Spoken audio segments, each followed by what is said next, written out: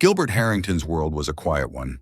His small abode, nested amidst the humdrum suburban tranquility of Eagan, Minnesota, held the paradoxical quality of solitude within a sea of lives.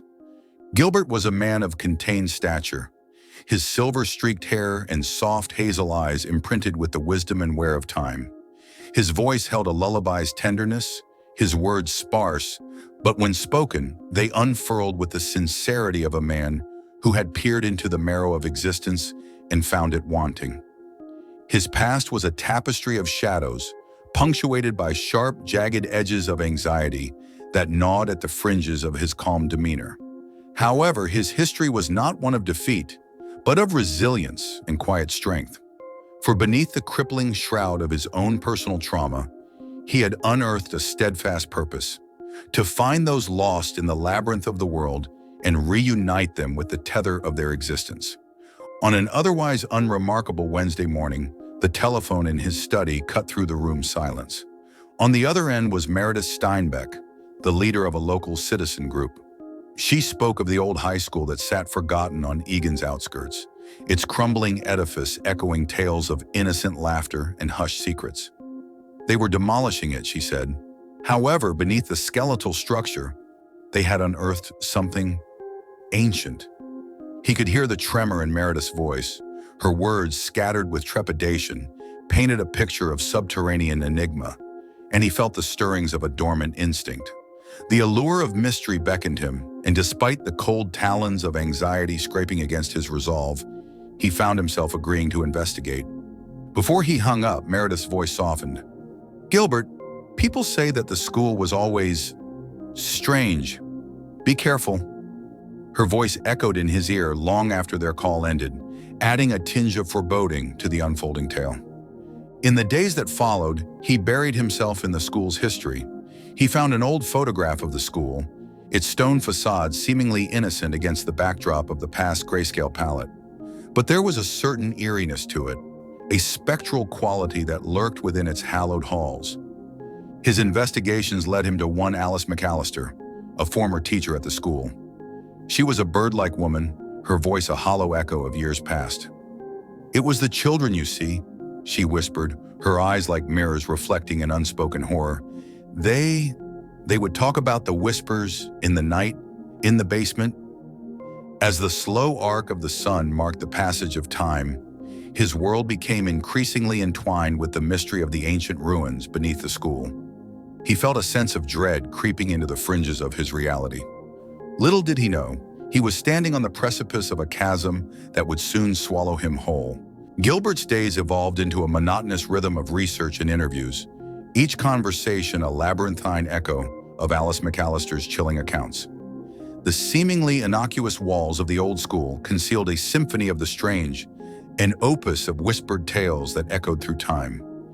Even within the walls of his quiet home, the spectral shadows of his investigation grew pronounced.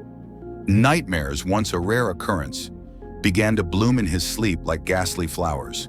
He would awaken drenched in cold sweat, the phantom echoes of voices unknown still reverberating in his ears.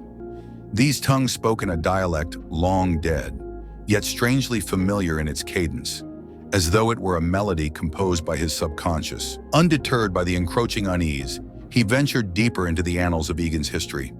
He unearthed tales of the town's founding fathers, a seemingly ordinary group of settlers.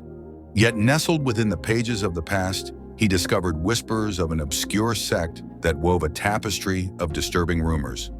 These tales whispered of clandestine rituals, hushed ceremonies where the unthinkable was supposedly consumed.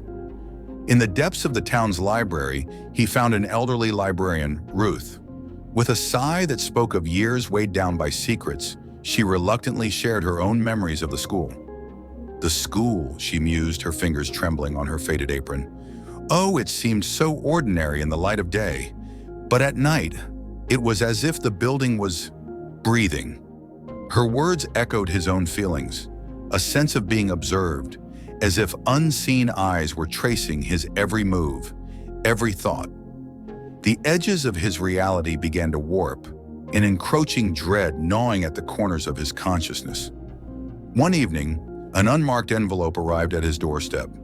It was an old photograph of the school's founders, their faces somber, their eyes empty of warmth. Something was inscribed on the back in a spidery hand. It was a phrase in an antiquated language that his mind refused to comprehend, yet it seemed to echo the same dead dialect from his dreams. He could no longer ignore the dread seeping into his existence, chilling his bones, wrapping around his mind like an icy shroud. Unbeknownst to him, the obsidian gaze of the cult had already fixed upon him, an ominous shadow lengthening with the setting sun. In a town where nothing was as it seemed, where the innocent facades hid the macabre, he was teetering on the brink of an abyss. As he gazed upon the old school's photo, he found himself grappling with the gnawing suspicion that his investigation had grown larger, darker, and more dangerous than he had ever anticipated. It was as though he stood on the edge of a precipice, the night wind whispering tales of cosmic horror, beckoning him deeper into the realm of the unknown. Gilbert's life had become a fraying tapestry of dread, the mundane threads of his existence being steadily consumed by the inexplicable. His once peaceful abode now bore the oppressive weight of unseen specters, each corner echoing with quiet whispers and shapeless fears. His dreams, once populated by benign forgetfulness, now danced with alien tongues and unfathomable sights that stirred his soul into restless disquiet. Despite his growing terror, he remained a beacon of resilience. His days were spent tracing the cryptic breadcrumbs of history, his nights filled with the cyclical torment of nightmares. He trod a path carved by the remnants of an unfathomable cult, their practices stretching back to the early settlers of Egan. His investigation led him into the labyrinthine maze beneath the old school, where he discovered the heart of the mystery: ancient ruins, their cold stone walls scarred by time, bearing cryptic carvings and artifacts of an origin older than time. Each artifact, each marking, seemed to throb with a life of its own, pulsating in harmony with the rhythm of dread that was now his constant companion. His encounters with townsfolk took a sinister turn. He began to see hollow echoes of the founding fathers' somber gazes in their eyes. Their polite smiles became painted masks, hiding what he now knew lurked beneath. Conversations took on a double meaning, their words carefully woven veils over an inhuman reality. When he finally confronted the group he had discovered to be the cult's descendants, his suspicions were confirmed in the most horrific way possible. Their humanity was a thin veneer over their true nature, their eyes flickering with alien understanding and chilling intent. In a grotesque revelation, they showed the fate of the lost citizens he had once searched for. The discovery was a gut-wrenching betrayal, the realization of his deepest fears.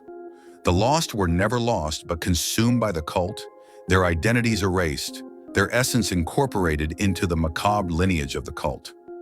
The days bled into each other, as did reality and nightmare. Every face became a potential enemy, every whisper a veiled threat. Despite this, he maintained his facade, a lone ship braving the storm of cosmic horror. He felt the noose of dread tightening around him, his every move observed by the omniscient cult. The chilling revelation left him in a state of shock, yet he was unwilling to succumb. His once peaceful life had been replaced by an unending nightmare. He found himself in the throes of a battle for survival, the stakes greater than any he'd faced before. As he retreated to his home, the weight of his reality bore down upon him, the tremors of an impending storm reverberating beneath the veneer of his existence. In the heart of his home, now marred by the relentless specter of the unknown, Gilbert found himself teetering on the precipice of madness. The once soothing rhythm of his life had been replaced by an unspeakable symphony of terror. Yet, in the shadow of this colossal dread, a spark of resolution flickered within him. His nights were a relentless theater of horror, his dreams awash with grotesque imagery, echoed with the haunting dirge of the cult's ancient tongue. Yet within this chaos, he unearthed strands of insight, veiled clues embedded within his nightmare's feverish pitch. Armed with these cryptic revelations, he meticulously crafted a plan, his will a lighthouse piercing the fog of terror. His confrontation with the cult was a dance of shadows and illusions. He masked his fear with a veneer of calm, his words a labyrinth designed to confound and misdirect. In the macabre theater of the cult's lair, he found himself standing against the embodiment of his deepest fears. Yet beneath the terror, his resolve remained unbroken. His escape was not a victory, but a desperate race against the encroaching darkness. It was a labyrinthine journey through the heart of cosmic terror, the walls closing in around him with suffocating certainty. He navigated this realm of dread, using the threads of knowledge spun from his nightmares, his every step a gambit against the malevolent will of the cult. Exhausted, his psyche scarred by the cosmic horror he had confronted, he emerged from the depths of the abyss, his soul forever branded with the seal of the ineffable. His quiet life in Egan was left in shambles, replaced by the haunting echoes of his terrifying ordeal. But he was alive, forever changed, yet unbowed. His journey had led him to the heart of unspeakable horror and back. He had peered into the maw of cosmic terror and survived. He found himself on the road leaving Egan, the town shrinking in his rearview mirror, carrying with him the haunting memory of his ordeal, a chilling testament to the horror hidden beneath its quiet facade. Thank you for watching. If you enjoyed the video, like it and subscribe to our channel, where you can find more similar stories, and click on the bell icon to never miss one. There is plenty more cosmic horror to come from the Eldritch Tales Factory. Stay tuned, and until next time.